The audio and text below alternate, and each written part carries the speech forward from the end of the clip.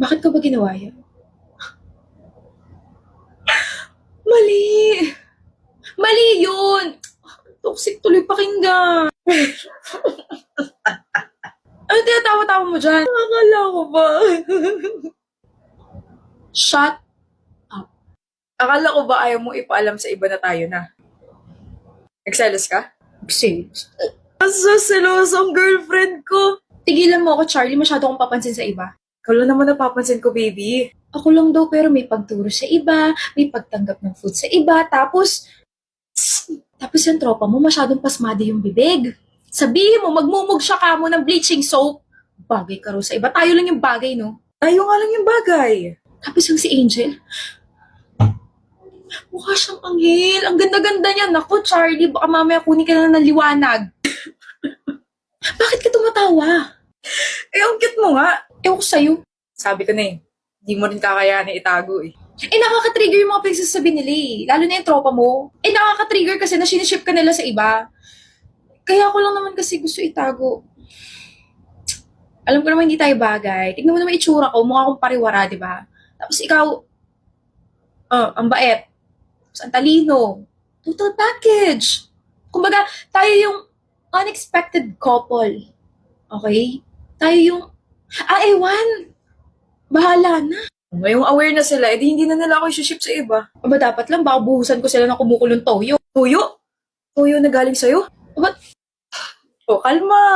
Kiss na. Uy, gusto rin. Ewan ko sa'yo, ang cringe mo. Cringe daw, pero gusto talaga ng kiss. Gusto nga. Charlie! Ay, hindi na.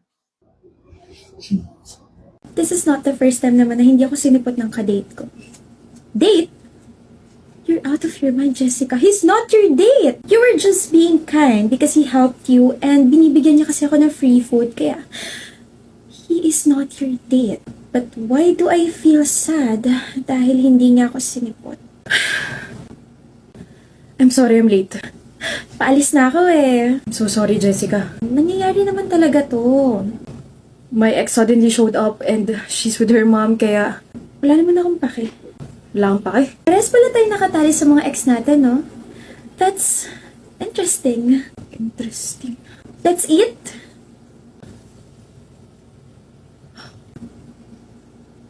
Ilang araw na siyang hindi napunta rito. Sino? Sino hinahanap mo? Bakit nandito ka na naman, Pia? Gusto ko lang makita tong cafe na to, tsaka I'll be here for 2 months lang, tapos babalik na ulit ako sa Amerika. Sinusulit ko na yung stay ko, you know naman I don't have friends, like, ikaw lang na ex ko pa. Correction, I'm not friends with you. Ay, grabe siya, but we're in good terms. Because we had a proper breakup. It was a mutual decision. Ayaw mo magkabalikan tayo. Ayoko! Uy, that's good. Ayoko rin kasi may bago na ako. Ito siya. Pero sino yung cute na sinasabihan mo na nakaraan? Jessica, I was waiting. I'll be there in 20. Wrong cafe. Jessica! Siya ba yun? Wait, she's like very pretty. Like, pretty ha? Pero bakit kanya iniwasan? May ginawa ka sa kanya, no? Wala, no? I mean, inaasar ko lang siya tapos Alam ba niya na ex mo ko? Shucks, baka naman ma-misunderstood niya tayo. He likes her for sure. Hi, mukhang mapapaaga uwi ko sa Amerika nito. I guess this is our last interaction, Aries. Respect boundaries. Jessica! What? She's my ex, but Siya yung ex mo? Ganda niya. hindi kami nagkabalikan, hindi kami magkakabalikan. Hindi ko naman tinatanong. Jessica, I told you to wait, diba? I just can't wait to see you kaya ako na sumulubong sa'yo. Akala ko ba ayaw mo na siyang... Hindi niya sinabi sa'yo, pre. Alam ko na yung totoo. Hindi ka talaga niya boyfriend. Tsaka kilala ko to si Jessica. Hindi ka niya type and I know she won't betray my love for her. Nagkabalikan kayo? Let's not see each other again, Aris. I'm done using you, kaya umalis ka na. Okay. You really made a good decision na balikan ako. Sino may sabing babalikan kita? Gusto mo akong makita because of that, right? Gusto ko makipagkita because of this. What the heck, Jessica? How dare you na ipagkalat na we broke up because I stole some money from you? Ang bobo mo talaga, alam mo ba yun? Let's be clear, Glenn. Nakipag-break ako sa'yo because you are a gold digger jerk na hindi nagbabayad ng utang. Aside from that, you were the one who stole some money from me while I went sa CR habang kumakain tayo sa restaurant. Alam mo ba kung paano ko nalaman yon?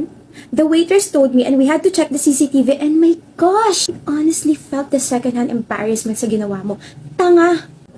Oh, let me just also remind you na you had an affair with your boss kasi mapera siya, di ba? Double tanga. Kaya don't expect na magkakabalikan tayo because you brought so much pain to me. And wag ka na rin mag-expect na gugustuhin ka ng lalaki kanina. What? For 4 years of being in a relationship with you, kilalang kilala na kita, Jessica.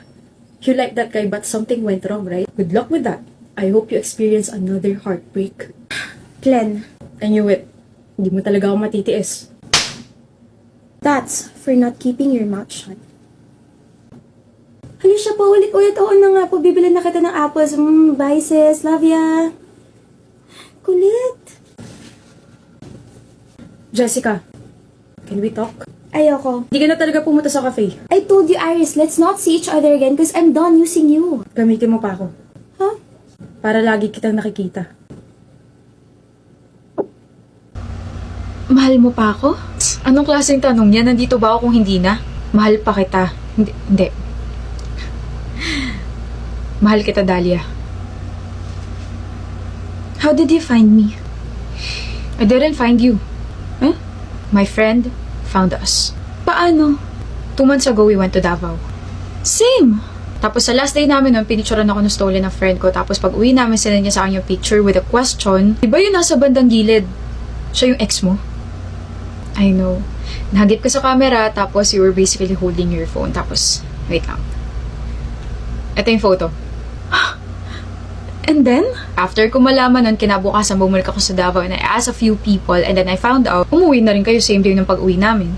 No way. What I did, I created a dump account to stalk you and then napadpad ako doon sa post ng best friend mo na may blind date daw siyang inaasikaso for you. And here I am. Martin. Okay, so, kung hindi tayo napicture ng friend mo, wala ka rito. Yeah, and hindi ko malalaman na single ka pa rin hanggang ngayon. Huh? The last news I heard from you, engaged ka na 3 years ago, kaya akala ko, kakahiya. Pero, hindi na tuloy yung kasal. Huh? Bakit? Hindi ako gusto ng family niya. I mean, ang komplikado eh. Binibrainwash niya po ba yung anak ninyo? Brainwash? Brainwash na bang tawag kung gusto ko lang protektahan ng aking anak? Oh my goodness, Iya. This is why I hate people na hindi lumaki kasama ang kanilang mga magulang. Too bad. Maagang namatay ang parents mo, hindi ba? Ano bang kaya mo ipagmalaki sa amin? Oh, don't get me started with your salary. Magkano yun? 20,000 per month. Hindi mo kayang buhay ng aking anak. Mrs. Sia, you are nothing without my son. You are nothing without our money.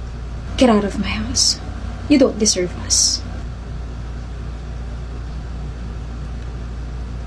His family brainwashed him na gusto ko lang daw ng pera niya, ng pera nila. And after a week na hindi siya nakikipagkita sa akin, nag-message siya bigla and ang sabi lang, ayoko na sa'yo, gold digger. What the? After ko ma-receive yung message na yun, hinabol ko siya syempre. Alam mo ba ang laki ng pinagbago mo? Bakit nandito ka? Hindi ko alam kung ano yung mga pinagsasabi nila sa'yo, pero kilala mo ko, hindi talaga ako gold digger. Alam mo, ganito na lang, pupuntahan ko yung pamilya mo, pupuntahan ko yung mama mo, kakausapin ko ulit sila. Hindi na kailangan, Dahlia. Kahit na anong gawin mo, gold digger pa rin yung tingin ko sa'yo. Eh bakit nag-propose ka pa? Una pa lang, dapat nakinig na ako kay mama. Umalis ka na nga. Tapos yun na yung last na usap namin. Kaya siguro inorganize ang best friend ko tong mga blind dates na to kasi feeling niya malungkot pa rin ako pero I moved on. I'm fine na. Dahlia, pwede pa ba tayo mag-usap sa ibang araw?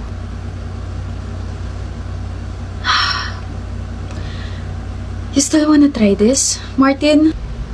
Paano pag hindi tayo nag-work ulit? At least we tried. Kakatapos lang na shift ko, ang aga-aga nandito ka na naman. Breakfast, para sa aking nililigawan.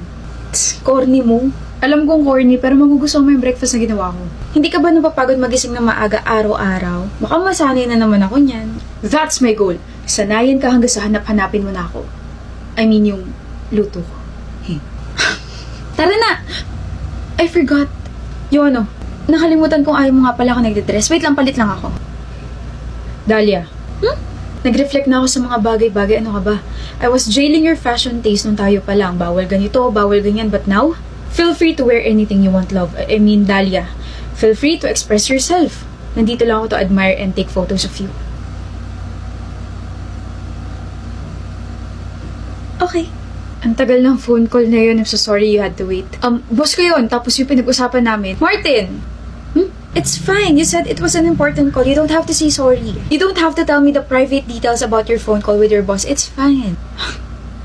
Thank you. Okay, alam mo, naalala ko bigla kung gaano ka-toxic every time na may tumatawag sa'yo before. Pati yung delivery rider na tumatawag sa'yo, napagkamalan ko siyang kabit, tapos kung ano-ano yung mga pinagsasabi ko, kadiri! Tapos ang ending, sinusuyo kita, pero ayaw mo pasuyo, kaya nagagalit din ako. Grabe, sobrang childish and possessive ko na. Like, paano ba tayo umabot ng 3 years kung ganun yung relasyon natin dati, diba? Kasi akala natin yun yung sukatan ng pagmamahalan natin. Ang importante sa atin dati, basta mahal natin yung isa't isa, we can solve our problems, we can be together forever. Pero hindi pala ganun, no? Maybe tama ka. Baka pwede na ngayon. Sorry. Oh, hindi mo sasagutin? Tumatawag kasi yung ex-fiancé ko. Nanalo tayo, Esther. What if mag-celebrate tayo? Ayoko, ikaw na lang. Minsan lang, dali na mag-celebrate na tayo. Oh, Esther, okay ka lang? Ano ba? Ano bang problema mo? Esther, kumain ka na. Ano, Esther, hindi mo pa rin ako papansinin? Nung nagising ka, wala ka man lang reaction kung bakit nandito ako. Nung sinabi ko nag-aalala ka, wala ka pa rin sinabi. Kausapin mo naman ako. Hindi mo na dapat ako dinala dito, Rave. Napaka-OA mo. Tsaka bakit nandito ka pa? Kasi, Iwan mo na ako, kaya ko na sarili ko. Acid reflux lang to, makakalabas din ako maya-maya. lagi ka raw nandito, ibig sabihin, hindi mo inaalagaan yung sarili mo, Esther. Ano ba yung nasa utak mo, ha? Puro aral na lang, ganun. Tapos ano, pagkain mo, mga libro. Baka hanggang sa panaginip, nag-aaral ka pa rin. Paano magagawa ko? Hindi naman ako katulad mo na mayaman na pwedeng pa-chill-chill lang sa tabi. Kailangan ko ma-maintain yung scholarship ko, Rave. Just let me help you. Hindi ko nga kailangan ng tulong mo. Umalis ka na sabi. Tigas mo, Esther. Alam mo ba yun? Ikaw na nga yung tinutulungan, ikaw pa yung galit. Alam mo, bahala ka na sa buhay mo. Himala, hindi mo inaasar ngayon si Esther. Mas mataas yung score mo sa kanya, di ba? O, anong pake ko? Bago yan, ah. Break na ba kayo? Ulul.